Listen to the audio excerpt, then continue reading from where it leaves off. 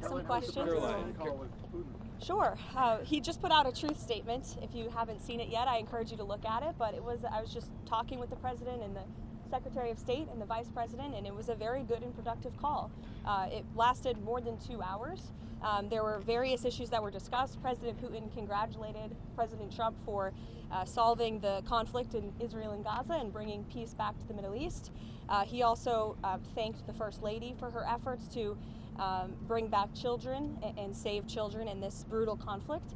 And the president feels like great progress was made on this call. They also agreed to have a high-level senior staff meeting convened as early as next week, which will then be followed by a meeting very likely between President Trump and President Putin as well.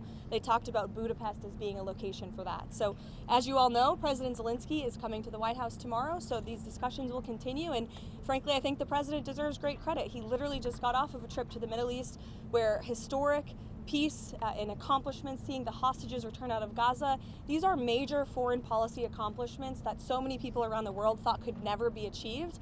And so I think the president deserves a great deal of credit for doing that, coming home, dealing with so many domestic issues, and then again hopping on yet another call with President Putin and hosting President Zelensky again at the White House tomorrow to try to move the ball forward in peace and end this conflict in Russia and Ukraine. So that's where we are. Caroline, thank you. After their meeting in Alaska, the president was optimistic that he could get Zelensky and Putin together in a room. Does he still believe that he can get the two leaders together sometime soon?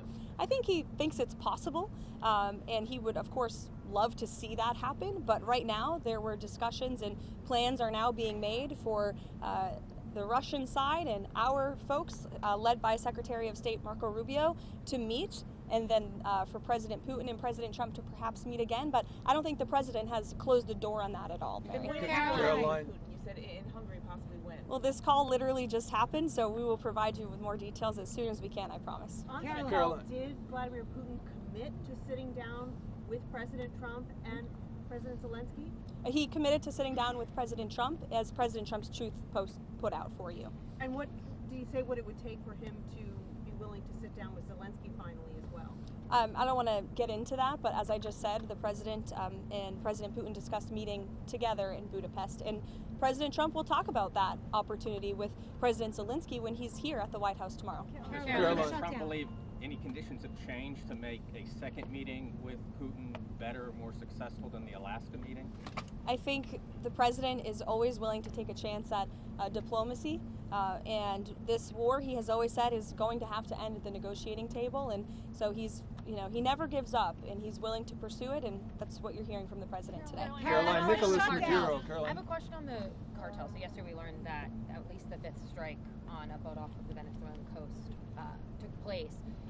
We know that the Trump administration has previously said that they are in armed conflict with the people that the administration is striking.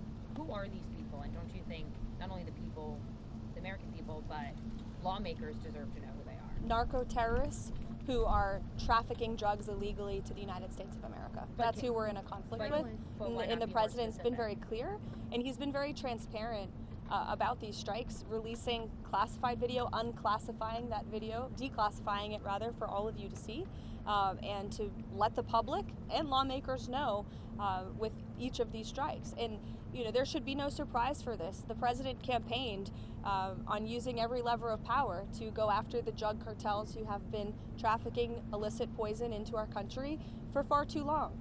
And you heard the president speak about this yesterday. There was a question about why not just use the Coast Guard to grab these boats and grab the drugs on them. That's been going on for years and years, and the drug epidemic in this country has not gotten any better.